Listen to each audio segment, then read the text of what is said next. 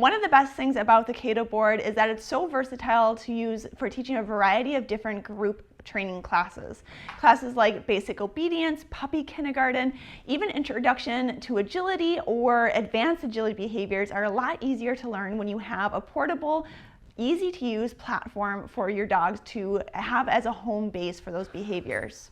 We've already talked about how we can use the Cato board for teaching behaviors like stays, but utilizing it in a group class setting allows you to talk to your students in a way and teach them the behaviors in a way that's going to set your dog up for success as well as your students.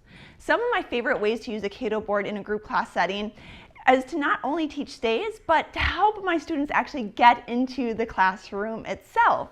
With each student sitting next to a Cato board, they can actually go ahead, when they move to their chair, put their dog in a stay that they've already learned in class on that Cato board. That way the dog has a job to do, they're working on their stay, and they're learning to stay patient as all the rest of the dogs in class file into position. It's giving that dog a task to focus on rather than letting them focus on everything that's happening around them and the excitement of the class starting. It's also really great to use the Cato board for teaching behaviors like sitting while talking to another person, or that person comes up and introduces themselves or even tries to pet the dog. Because our dogs have that natural draw to that Cato board, they know they have a job to do when they're staying on it. It's a lot easier for them to focus and pay attention to their handlers, even with that instructor standing there talking right to them. Another really great way to use that Cato board, especially with the stays, is to help teach our dogs to do group stays that's needed for more advanced obedience behaviors. So with your dog on a stay, you can actually start with those Cato boards spread way out to give your dogs a little bit more success and your students a little more success as well. And then you can slowly squish them together so that the dogs are right next to each other. Again, having that boundary of the platform to keep them in position will help prevent unwanted behaviors such as sniffing their neighbor dog or even leaving that stay early. Having that platform is the best way to help teach a group stay in a group class setting. I also really like to use the Cato board for teaching behaviors like leave it or to work around distractions. So with your dog again in that stay, you can be bouncing balls, you can be throwing treats on the ground, teaching that leave it behavior. And the dog knows they have to stay on that platform and ignore those things that are happening around them.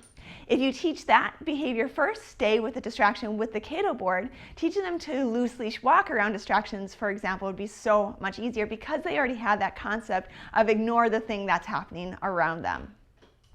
I also really like to use the Cato board to teach obstacle training and the concept of waiting to do the obstacle until they're told to. So one of my favorite ways to do that is to put a Cato board on either side of something like a tire jump, a jump that is new to my dog, or even just a regular obstacle like a tunnel.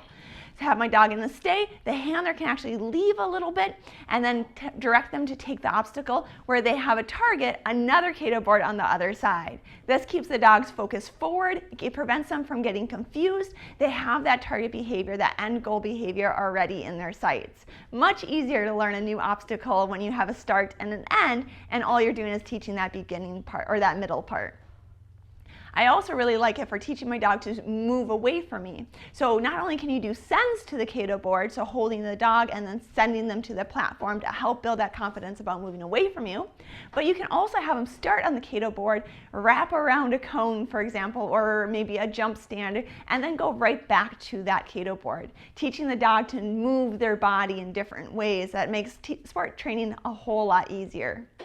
These are great things to do not only in an introduction to agility class, but also a puppy kindergarten class as well, keeping it all nice low impact, but teaching our dogs to chain multiple behaviors together. So they're not just doing the one obstacle, but instead they're doing ultimately three: the Cato board, the obstacle, and then back to the Cato board.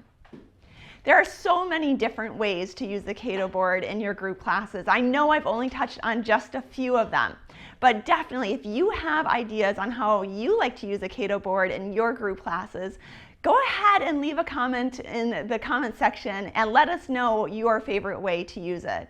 I know those boards are super versatile, and I know we have some really creative thinkers out there and great trainers, so I'd love to hear your ideas. Thanks guys, and happy training.